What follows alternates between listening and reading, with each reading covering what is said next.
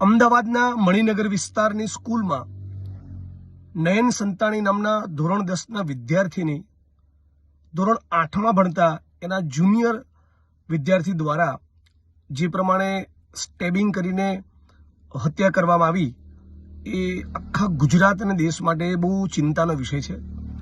આપણે ગુજરાત અને દેશની નવી પેઢી એ કઈ દિશામાં જવા માંગે છે એવો એક બહુ સિરિયસ સવાલ ઊભો થાય। આવી માસૂમ ઉંમરમાં પણ કઈ રીતે આ પ્રમાણેની ઘટનાને અંજામ આપવાનું મન થાય, એક બહુ મોટો સવાલ છે। જે ભોગ બનનાર પરિવાર છે એને હું મારી સાંત્વના પાઠવું છું, શ્રદ્ધાંજલિ પાઠવું છું। અને આપણા પરિવારના દીકરા કે દીકરી સાથે બન્યું હોય તો આપણે ધ્રુજી જઈએ, હચમચી ઉઠીએ, એવી આ ઘટના છે। અને એટલે સ્વાભાવિક રીતે આખું ગુજરાત પીડિત પરિવારની સાથે છે અને આપણે બધા જ માગણી કરીએ અને મને અપેક્ષા છે કે આમાં ચોક્કસ ન્યાય મળશે। પણ સાથે સાથ એ પણ ખાસ કહેવા માંગુ છું ગુજરાતની જનતાને કે આવા મુદ્દામાં કોઈ પણ રાજકીય માણસો અને રાજકીય રંગ, ખાસ કરીને કોમવાદી રંગ આપવાની કોશિશ ન કરે। જેણે સ્ટેબિંગ કર્યું એણે આખા ક્લાસમાંથી આ છોકરો સિંધી છે આને મારો એવું ન હોય।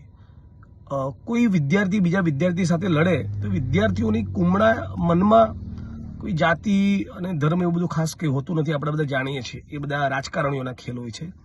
એટલે આને કોમવાદી રંગ કોઈ ન આપે અને પીડિતો માટે આપણે સાચી આપણી સંવેદના વ્યક્ત કરીએ અને પીડિત પરિવારને ન્યાય મળે। આપણા ગુજરાતમાં આપણે બધા જ વાલીઓ તરીકે, ગુજરાતી તરીકે એક ચિંતન કરીએ કે શા માટે વિદ્યાર્થીઓમાં આવી માસૂમ અને કુમળી વયે હિંસાના સંસ્કાર કેમ રૂપાતા હોય છે। અને આ હિંસાના સંસ્કાર દરેક જાતિ અને ધર્મમાં છે। હું ઘણી સ્કૂલો બાબતે સાંભળતો હોઉં છું કે દલિત સમાજના વિદ્યાર્થીઓ ફક્ત દલિત સમાજથી બિલોંગ કરે છે એટલા કારણે મધ્યાહન ભોજનથી અલગ લાઈનમાં બેસાડવામાં આવે, રાઈટ, કે દલિત સમાજના વ્યક્તિને ગોળી ચડવામાં દેવામાં આવે કે વાળ ન કાપે। તો એ અસ્પૃશ્યતા પાડનારા કે દલિતો પર હિંસા કરનારા માણસોની હું કોઈ દિવસ જાતિ નથી કહેતો હતો કે આ સમાજના લોકોએ દલિતો સાથે અસ્પૃશ્યતા પાડી કે હિંસા કરી, એ જાતિવાદી માનસિકતાવાળા અસામાજિક તત્વો છે।